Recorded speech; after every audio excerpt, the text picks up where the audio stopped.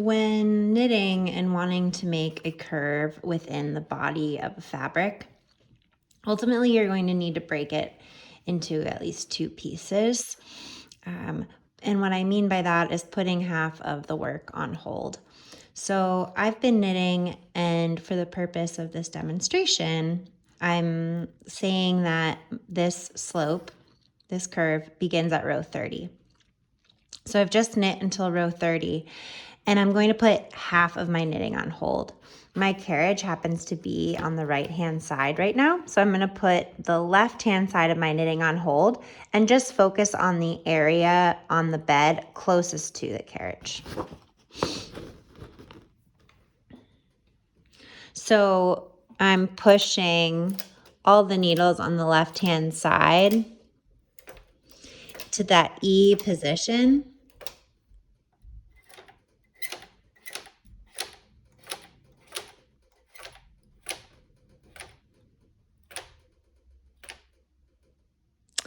And then making sure that my Russell levers on my main bed carriage and my river bed carriage are engaged so that when the carriage goes over the needles in the E position, they don't knit. So looking to my pattern as a reference, you can put it here.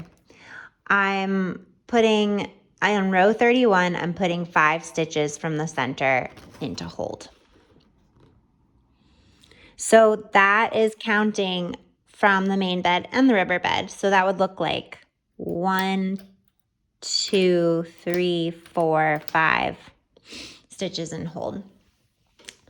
And I will move my carriage across. And then I'm going to avoid a hole that could form in partial knitting, I'm going to wrap around the last needle that was just put on hold. So it's the one that's closest to a working needle. And bring my carriage across. And so now for row 33, I'm putting another 5 stitches on hold. So we'll count 1, 2, 3, 4, 5. Bring my carriage across. Again, I'm going to do that wrap and turn around the last needle closest to the last working needle. So the last needle on hold, that is closest to the last working needle. And then I'm going to bring my carriage across.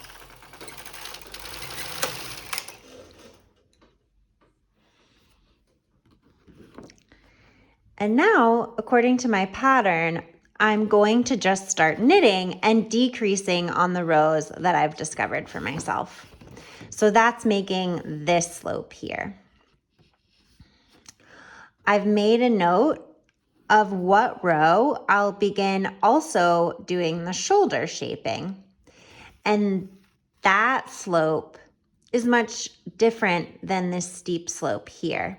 So for the slope of the shoulder, I'm going to be putting stitches on hold. And for the slope at this neckline, I'm going to be using my transfer tools. So I knit row 35.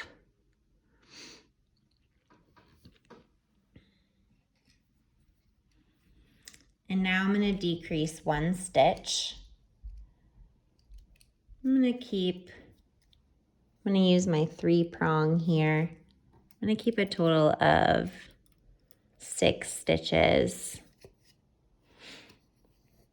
along the edge of my knitting.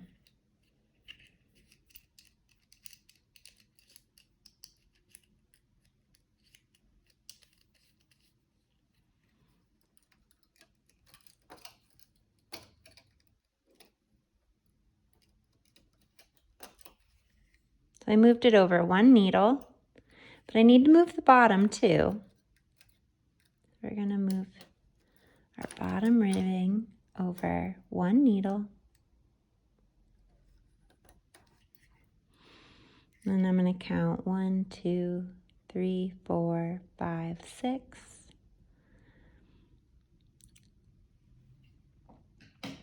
I'm going to take that double eye transfer tool, and I'm keeping 1, 2, 3, 4, 5, 6 needles always on the edge.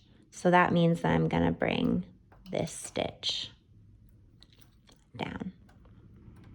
And that's my decreased stitch. Bring my carriage across. Row 36. Going to decrease, I'm gonna knit 137 and then decrease 1 stitch.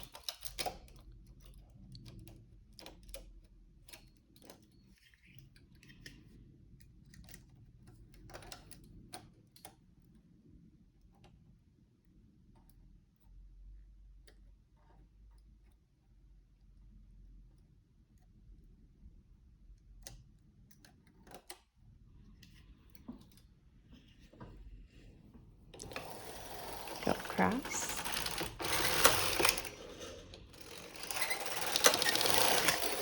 Row 39, I'm going to decrease 1 stitch.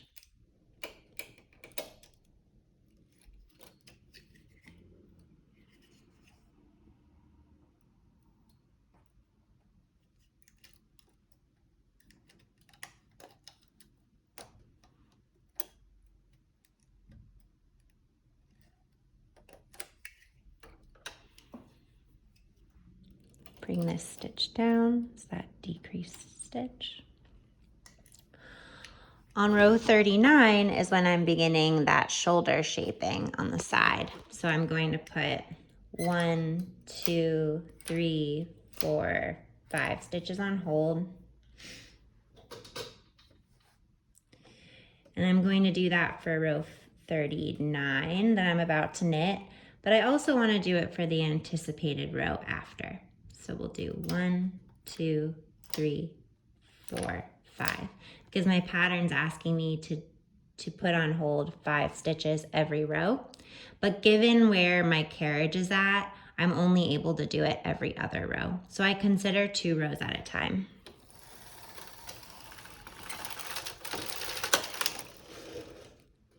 And I'm going to do that wrap and turn around the last needle. Bring my carriage across. Now I'm going to decrease that 1 stitch up top.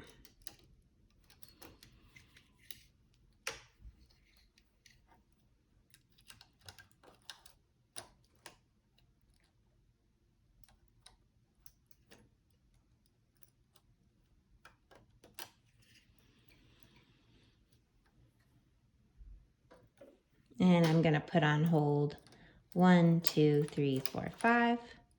1, 2, 3, 4, 5. Bring my carriage across.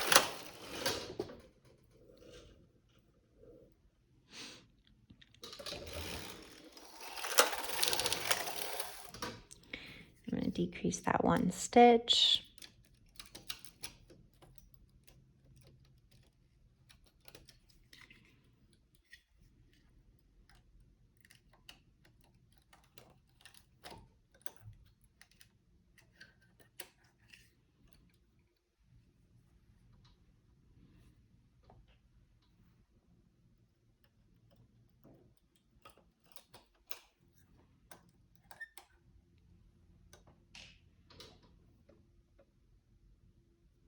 I'm going to put forward 1, 2, 3, 4, 5.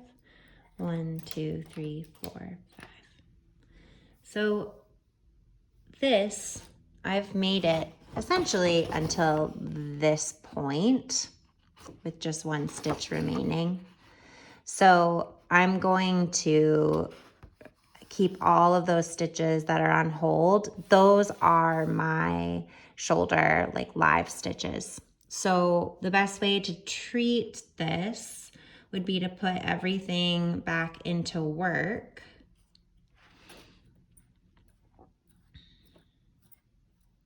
And I actually want to knit with some waste yarn. to finish this off.